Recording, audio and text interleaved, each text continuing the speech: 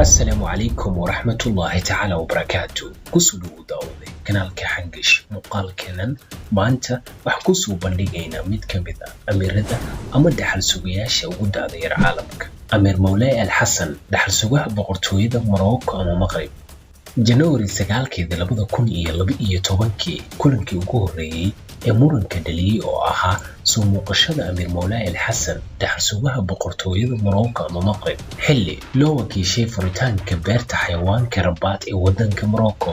waxaa ka soo qayb galay dadkii u sarreeyay dawladda iyo mas'uuliyiinta gobolka yar iyo waaweynba, waxaana la isku diyaariyay in la dhunkado gacanta cunug yar oo aysan da'diisu ka badnayn 9 sano. inkastoo in la dhunkado gacanta boqorka ama amiirka boqortooyada Morocco ay tahay mid soo socotay muddo qarni ah oo dhaqan u ah boqortooyada Morocco, laakiin aragtida ah ragga u rukuucay dhunkashada gacanta wiilka yar ayaa ah mid muran badan dhalisay qarnigan aan joogno ee 21aad. sheekadu halkan kuma aysan dhammaan. wiilkii yaraa wuxuu halxiraalo ku noqday raggii soo dhaweynayay, wuxuuna sameeyay arrin la yaab leh soo muuqashadiisii labaad xilli marka xigta uu booqasho ku tagay maxadka qaranka ee Fras ee wadanka Morocco.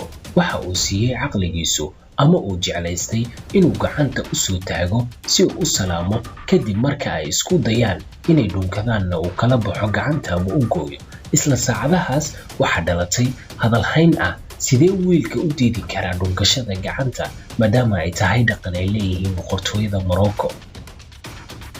waa kuma dhaxal sugaha da'da yar ee lagu magacaabo Amiir Moulay Al Hassan. Amiir Moulay Al Hassan waa wiilka Maxamed ka lixaad ahna haatan boqorka wadanka Morocco, waana mid ka mid ah amiirada ugu da'da yar caalamka, sidoo kale aad looga yaqaan caalamka.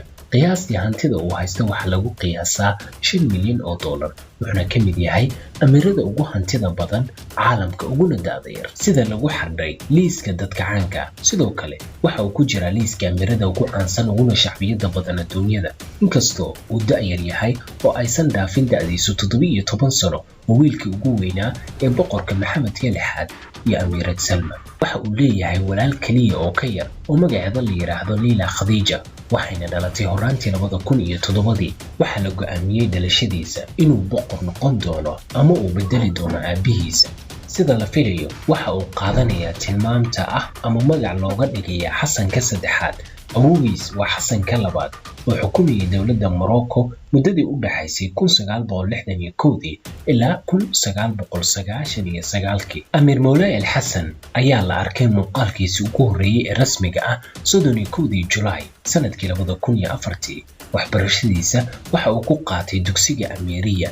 June 14 2009 waxay ahayd markii ugu horeysay ee ay Maghribiyiintu ama Marookaanku ay dhageystaan khudbadda amiirka ama dhaxal sugaha ee aabihiis hortiisa ka jeediyay, halkaas oo ku soo khatimay waxbarashadiisa dugsiga Amiiriya. 2015 ayuu bilaabay inuu si mug leh uga soo muuqdo dhinaca aabihiisa, sida kulamadiisa rasmiga iyo xiriirada kale. warbaahinta Morocco iyo caalamka ayaa si aad ah uga hadashay amiirka, waxaana si gaar ah diiradda loo saaray kulankiisii madaxweynaha Faransiiska Emmanuel Macron iyo amiirka. wiilkan waxa uu si sugan ugu hadli karaa luqadaha kala ah Carabiga, Faransiiska, Isbaanishka iyo Ingiriiska.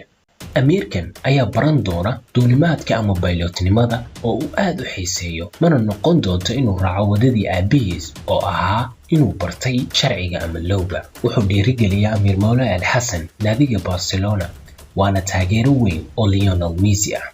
waad ku mahadsantahay daawashadaada. fadlan haddii aad nagu cusub tahay nagu soo biir oo channelka subscribe saar. sidoo kale haddii aad muuqaalka ka heshay like saar. mahadsanid.